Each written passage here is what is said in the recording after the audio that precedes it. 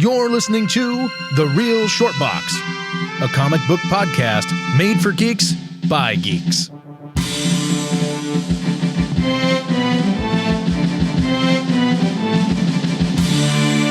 Hello, everybody. Thank you for tuning in. We are The Real Short Box.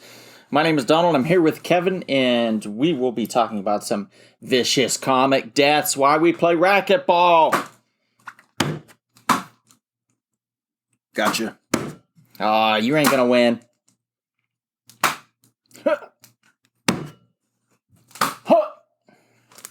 Yeah. Ah, damn it. All right, let's get to it. Whew. Okay. Oh, man, I'm a little... always get this way after we play racquetball, Kevin. And I'm gonna beat you someday, damn it. Someday. In your dreams. Yeah. Okay. So let's talk comics, everybody. Let's talk comic books. And since it's the vicious, horrific month of Halloween in October, we're going to talk about vicious comic book deaths. Yes. Yep. It did not change. The subject matter did not change. We're going to talk some death. Kevin, I know you're chomping at the bit. You've got a really good one. Let's just jump right into it, dude. Yes. One that came to my mind immediately is Walking Dead issue 100. A very shocking and brutal death. And that is a poor Glenn. Man, that poor guy did not go out right. No, not at all. I mean, when I saw that and read that issue for the first time, I said, holy moly, oh my God, poor Glenn. Oh, First man. thing I said was, not a good time to lose your head, Glenn. No. And the other tragic part about it was he just impregnated his girlfriend. Everyone. Oh, his girl. Okay, got it. I thought he impregnated more. It's been a while. What's his girlfriend's name? Oh, hell, I don't remember. Are you kidding me? Sharon. Sharon? Was it Sharon? Cheryl. Charlene. I don't know. I made up all those names. You want some candy? You know, it's Halloween time. Have some candy, Kevin. Candy. Kevin loves it. There's one thing Kevin loves, it's candy. Well, I do have a sweet tooth. It wasn't Maggie, was it? Yeah, that's it. It was Maggie. Yeah. Okay. Yeah. Oh, I'm glad you thought of it. Yes. Maggie. Yes, so she got to live. And see the poor man just get his brain smashed in. Oh, yeah, and if you watch the television version, like, he's going like, Maggie, like that as he's falling and shit. Well, the comic was kind of the same way, too. I mean, he's just being beaten. He's getting his last words in, and just the vicious, brutal beating that he's receiving. It was pretty brutal. Although I still say to this day that the comic book version of the Governor is far worse than the comic book version of Negan. Oh, yeah, absolutely. And unfortunately, with both characters, they had to kind of tone it down for television, especially on AMC. Yeah. Now, if it was on HBO, I think we could have seen the full glory of all the vicious crimes that were being committed in the comics. I do like what they did with Negan, though, in the series, to kind of make him like an anti-hero, you know? Oh, they were really? Yeah, I think that's a cool way to pivot and kind of spin it to where you can see why he went down this road and now follow him back on his way to redemption. My understanding in the comics, I heard that, because I stopped reading after a certain point, I heard they did get into his origins a little bit, that he had a family of his own, and there was some tragedy that happened to him in the comics as well. Yep, and that's why he named his baseball bat Lucille. Lucille, yes. Yeah, you got it. Okay. Yeah, so that's a tough one. I mean, I think if I saw you get your head bashed in with a baseball bat, I would be pretty upset. I feel like... Be pretty sad. Yeah, I would immediately throw you into the nearest dumpster, just to get rid of the body, of course. Right. You know, James Bond the shit out of you. Yeah, in other words. I guess you give me the quantum of solace treatment. Right. Yes, gotcha. I will quantum of solace you.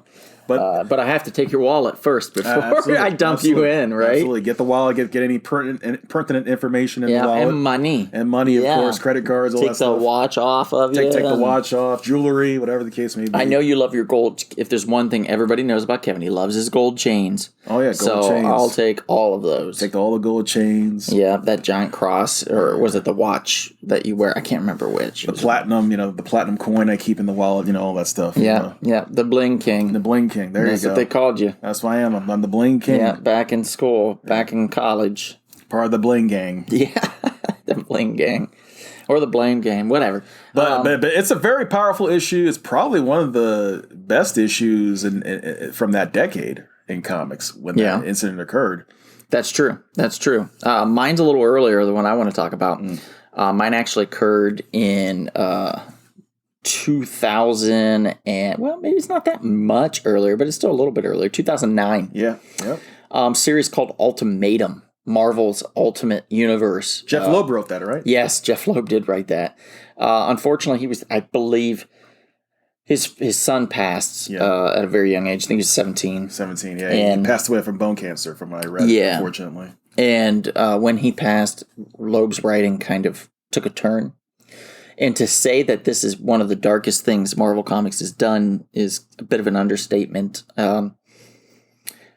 Just one of the things in my head automatically that you can just hear when I say it is when Hank Pym, who's in love with Janet Van Dyne, the Wasp, of course, same in the Marvel Ultimate Universe, he stumbles across the Blob eating her.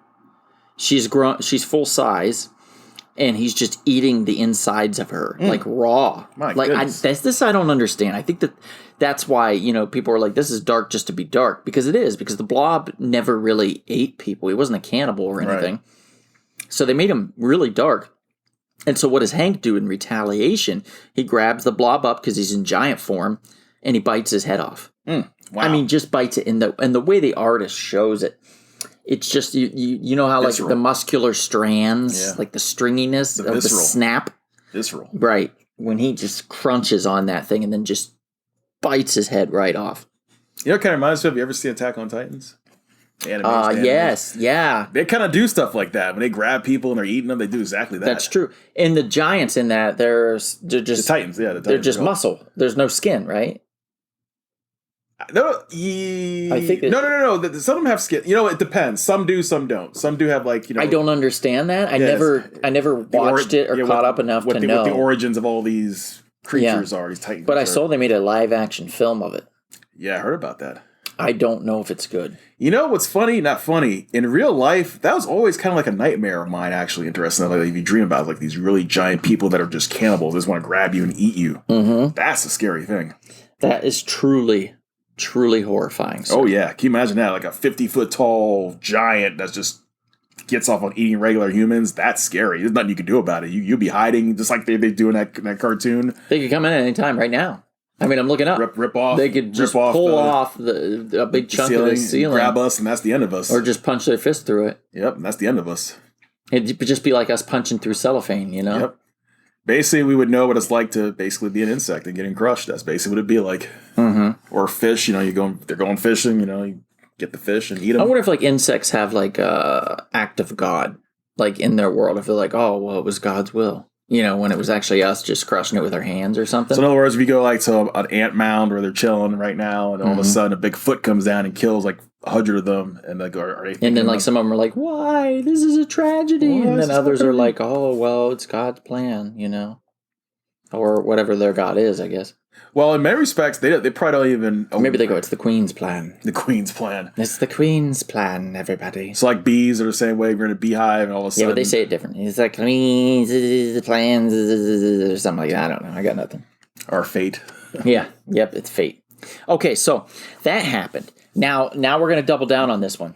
Because also in the same series, Kevin, in the same series, yes, Dr. Doom is a piece of shit, right? Yeah, kind of. So what happens is the things we have to stop Dr. Doom at all costs. So he just runs up to him, grabs him in his hand, his head in his hand, in his large hand, and crushes it like a and somehow it penetrated melon. Doom's metal armor. Just crushed his skull. I mean, completely. That's crazy. He's got blood all over his hands, and it's like... Yeah, see the picture there. You had to pay for what you did. Wow. Now, as we know, in the regular timeline, Doom would be well prepared for such a possibility. Yep. It's because Doom murdered the Scarlet Witch, which sparked Magneto's crazy rage, which caused the flooding of New York which like drowned like half the heroes and half the population.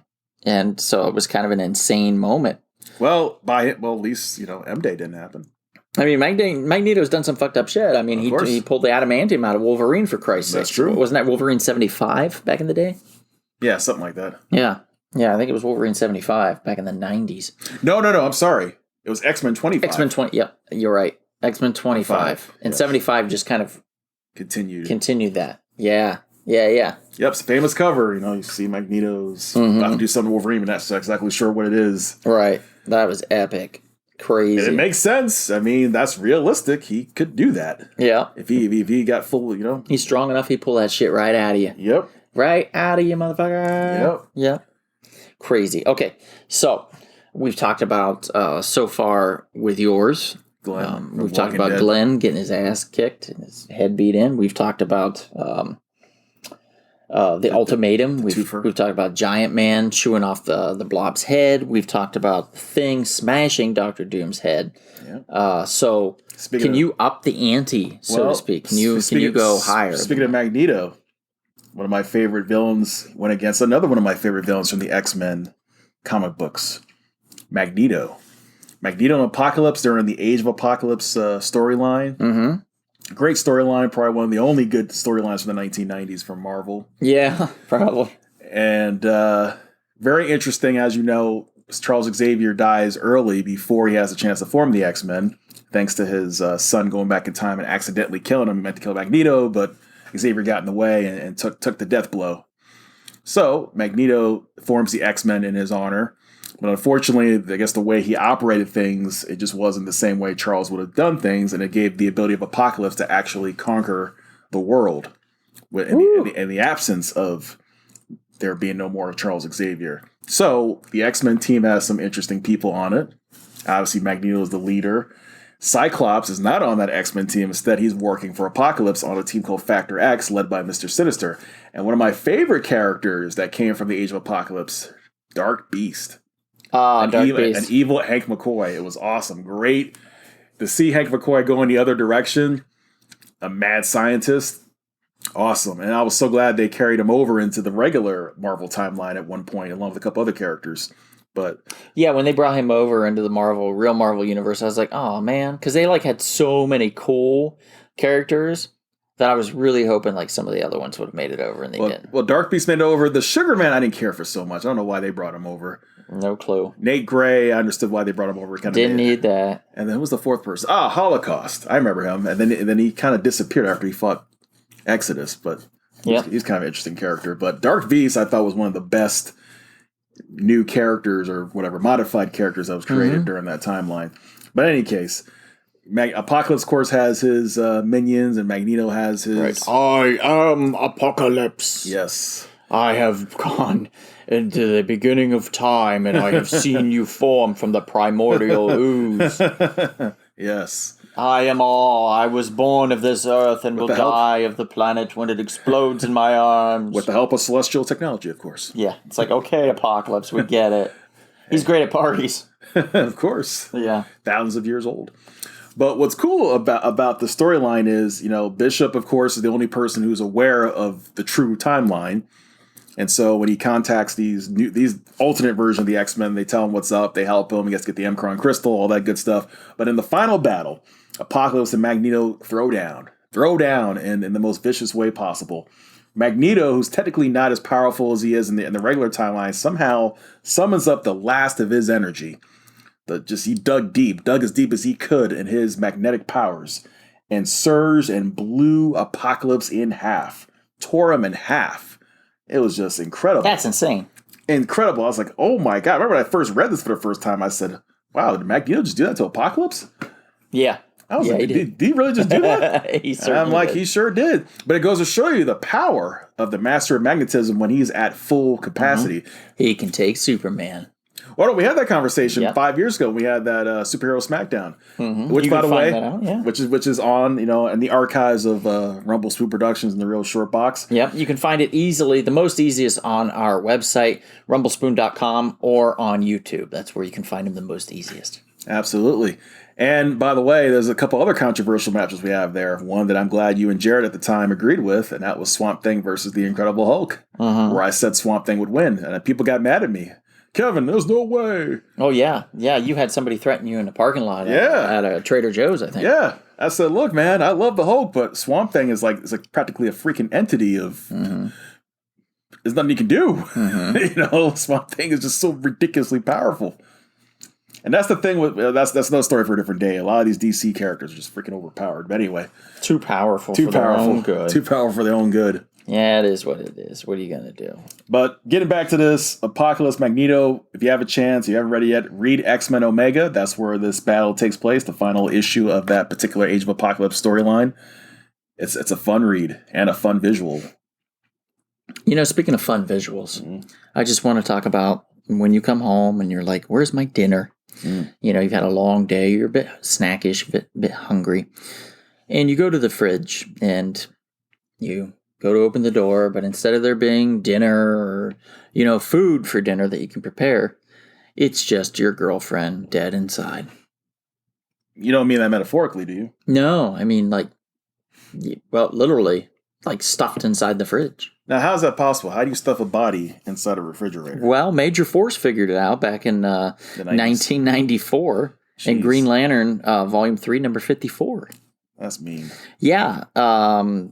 It was Ron Mars that wrote it, and I know at one point we talked about it, but it bears repeating with the severity of this one, where it was so horrific and such a trope, a device for this woman to spur the anger of this character of Green Lantern, of Kyle Rayner, to go after Major Force, who had done this to his girlfriend, that they coined the term of this trope, women in refrigerators. And that was back in 99 that Gail Simone coined it. And they have a website, I believe, that you can go check it out. Women in refrigerators. Yeah, women in refrigerators, yes. Jeez. I went there originally thinking it would be something kind of saucy. You get to see scantily clad women inside refrigerators, and two of my favorite things. And unfortunately, it's not. It's there's a thing you sign and stuff, and it's very serious, Kevin. So don't go there expecting any fun. Nope. I don't think I want to visit that website anyway. No fun. I actually went to Long Beach and Comic-Con here recently and brought that issue to Ron Mars to sign it. And he did? He did, yeah. Was CGC there or CBCS there to witness it? No, I can always get it CBCS later. But I thought it was a seminal issue, I love issues that have to deal with history, whether it's controversial or straightforward or, whatever. I enjoy that. So that was a must for me. And to get him to sign it was just a cherry on the top. Well, that was fun. Yeah. And Ron Mars was basically the predecessor to Jeff Johns before he took over the Green Lantern series. It's true. Yeah, it was Ron Mars and then Jeff Johns. And same thing, it was Mark Waid for the longest time. And then I think a couple other people took over the Flash for a second. And then I believe it was Johns again, wasn't it? Yeah, he did some work on Flash for sure. Yeah. Yeah, he did a pretty long stint, I believe, on The Flash. Yeah, because Green Lantern, he was there for almost a decade. Yeah, they're a long, long time. It was one of the few, or if only book, if I recall, might have been one of a few that survived the New 52. Yep. That one and Batman to a lesser extent. But those are the two that kind of they didn't make too many changes. Interestingly enough, yeah. Imagine you have enough clout in your titles to go doing so well that they're like, we're not messing with it. We're not messing with that. We'll just change everything around it. The ones that they did mess with it pissed us off, especially me. It was Tony Bedard's Rebels that wasn't finished properly. Because of New 52. Yeah, they canceled it and never went back to it. But he was nice at Comic-Con when we met him. He told me what was the plans he had they continued. They should let him do it, bring it back and do it right. Yeah. Rebels is awesome. Basically it's like a science police team that had left because they were accused of committing crimes they did not. So it's like the A-team of space, and they're on the run. The father is on the run from his newborn infant son, who is Viral Docs. Yes, just just has it out for his dear old dad. He wants to kill his dad, even though he's an infant, a toddler.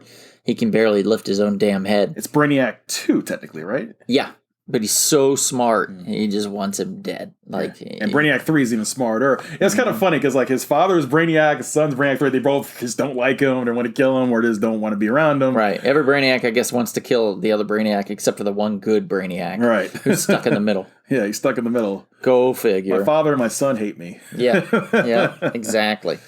So let's see. Do you have any other ones that you want to talk about? Yeah, Amazing Spider-Man. Well, two for one here. Amazing Spider-Man 121 and 122. Basically, the first one's the death of Gwen Stacy. Oh, okay. That's a very famous and infamous death, especially the way it goes down. Technically, is a Green Goblin killer, or did Spider-Man accidentally kill her? He throws her off the Brooklyn Bridge. Spidey, webs her, but it looks like the momentum might have caused her to break her neck. Mm-hmm. So, of course, we know how that goes down. And then the following issue, obviously, another final confrontation at the time between Norman and Peter ends up with Norman getting impaled on his glider. Oh. And that's a bad way That's to go. right, because they did that in the movie. Exactly. Yeah. They did that in the movie. By the way, that's a bad way to go, getting impaled. Is it? Have you known people that have been impaled, and have they told you how painful it is? No, because they didn't live for much longer if they did get impaled. Oh, okay. Well, that's fair. I mean, think of Vlad the Impaler and how he impaled his victims. That's a bad way to go. First, it goes through your, private area, your anus, basically, and then goes all the way up. And up through your mouth? In some cases, yes. Oh, my God. Very, very, very bad way to die. And then here's the worst part. A lot of people don't die immediately. No? Some people, they're just bleeding out and just... They did say... And go into shock I later. remember this. I was watching Things to Do in Denver When You're Dead. Is to get impaled? I think that was the name of the movie. And it had Matt Dillon and Christopher Lloyd, I believe. And I can't remember who else. I can't remember the lead. Andy Garcia, I think. Okay. And he was being hunted down by a dude that wants him dead, by a mob dude, a hitman. And they were talking about how this particular hitman would shoot you through the asshole because it's the most painful way to die, because it's the slowest way to die. That's terrible. Oof, ouch. You know what? That does kind of make sense. If you sit the wrong way and you hit your tailbone, how painful it is. Matter of fact, you make a very good point, because I've talked to people. I knew of someone, who was it? Years ago, they broke their tailbone. Jesus. And coccyx? Yeah. They broke their tailbone, and they explained to me, how it takes a long time to heal and how uncomfortable it is just sitting as regular people would sit. And this explained to me the process, how painful it is, how difficult it is just to get through it. Whew. So when you think about it, it makes sense. Things you take for granted. Yeah. Just simply sitting down, imagine that just every time you do that, it's just a painful experience, and you have to position yourself in such a way to make it less painful. Nope. Yeah, but broken tailbone, yeah. And then someone shooting you there, yeah, that would be a painful way to go. That'd be very painful. Or think of people who suffer from hemorrhoids. I hear how painful that is. That's true. Hemorrhoids, yeah, those can be pretty painful, I'm sure. Particularly if they're the outies instead of the innies? Yes. Ooh. Because it's vein pictures. nerve. I've seen the pictures, and boy, that freaks me out. Okay, people listening right now, don't Google outside hemorrhoids or just hemorrhoids in general. External hemorrhoids. Thank you. External hemorrhoids. Yeah, don't Google that. You won't be sleeping well, put it that way. No. It's kind of like a blue waffle, I'm going to say. I've heard that website. But on the other side, so it. I would not be a part of that. Nope. So yeah, that's pretty vicious way to go. Mm-hmm. I would like to talk about my boy Ted Kord. By the way, I don't know if you know this, Kevin, but I created a web series called The Blue Beetle Ted Kord Returns. It's on YouTube. It used to be. Check it out under Rumble Spring Productions now. We have a whole playlist, so you can watch the entire thing from beginning to end. I will say, on the record, the first season was our roughest because we had the least amount of money. We had to prove that we could do it. Once we did it, we got some people that invested, and we were able to get a higher quality picture. So everything improves season after season. I think fourth seasons are best. There's a lot of fun in that one. We have a soundless episode of Black and White. monster movie episode. We have a musical, and then we have the finale in season 4. It's just fantastic. So highly recommend if you can check that out. But anyway, I digress. Let's get to Infinite Crisis. Countdown to Infinite Crisis. Thank you. Number 0, if I recall. Number 1, maybe. But it was the countdown. That one had the death of Mr. Ted Kord, a.k.a. the Blue Beetle, by his close friend, Maxwell Lord, who shot him in the head. And why would he do such a thing? And that doesn't sound too gruesome, but I guess the fact that he was like one of his closest friends, and to betray him like that and shoot him in the head when he's on his knees, kind of like, no, don't do this. We can we'll figure things out. And he's like, no, I've gone too far, Why did he just shoot him in the head for? What was Maxwell Lord's problem? Because he found out Ted Kord was the smartest one out of everybody in DC Comics at the time. He figured out that Maxwell Lord was behind these satellites and the OMAC project and everything. Okay. He figured out that he was using checkmate for nefarious deeds. So Max had to end him before the word got out. Right. But what happened was his death spurred the whole investigation then instead, because he had already gone to people, particularly Wonder Woman, Diana Prince, who had talked to Ted and said, no, she couldn't at the time. She was too busy, but she believed him. She was one of the few that did believe him. And unfortunately, she did not get there in time, and he was dead. And so she started to poke around. And then we got the whole series going. And it's crazy. But that's probably the onsetting altercation that took place that was kind of very vicious and quick and just kind of brutal. Well, obviously getting shot in the head is not going to be pretty, so. No. A lot of brain matter. Mm-hmm. A lot of spurting. Mm-hmm. A lot of chunks of skull. Mm-hmm. Skull cap. Mm-hmm. Yeah. Yeah, it's not good. Yeah. Not good at all. All right, one more quick one, and we're going to wrap this one up, I think. Real quick, Amazing Spider-Man number 361, 362, and 363. Basically, those first appearances of Carnage in full glory, vicious glory. Carnage was just killing people brutally. Projectiles. No. Symbiote hammers, axes. Axes was my favorite. He'd slice people up. Slice and dice, baby. I remember when I read that as like a 13-year-old, I'm like, wow, what's with this guy? And you were like, wow, why do I have a boner? Of course. You vicious sumbitch. I mean, it was just brutal. I mean, people were just paying the ultimate price. I mean, because he's just crazy. He's basically, and you said it best, you and Jared said it best years ago, he's basically, in some respects, the Joker of Marvel. He's just... Yeah. He's most unpredictable. He's unpredictable. There's no logic to him. He just does what he does. Cletus Cassidy is just out of his... pure carnage, yeah. Pure carnage. It was a perfect name and a perfect character, honestly. Great creation. One more real quick before we go. Crisis on Infinite Earths. I believe it's issue 8, I want to say. It was the death of Spider-Man. Or not Spider-Man. Jesus Christ. The death of Flash, Barry Allen. And issue. Yeah. It was right, if I recall, it was right after the Supergirl died. Yep. And then the Flash basically attempted to save the day and ran himself to death. Kind of crazy. That.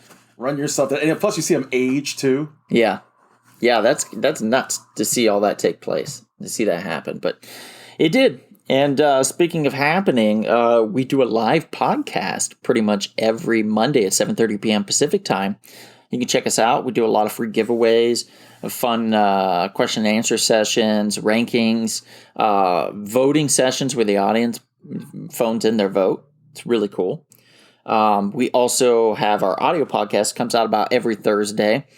It is on all the major platforms, Spotify, Apple Podcasts, iHeartRadio, Spreaker, you name it, we're on it. And we do have a few sponsors. You can check out splatteredfrog.com. It's a brewing company, and they do have a bunch of really cool hats and merch and stuff and glasses and things that you can purchase.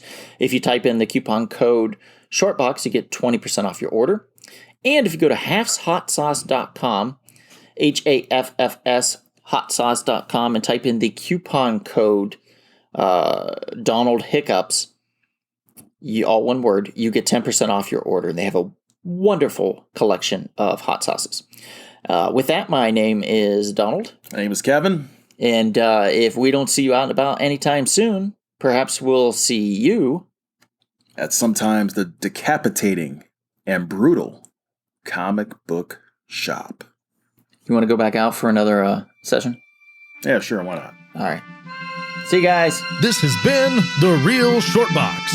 We'll see you at the comic shop. Thanks for listening.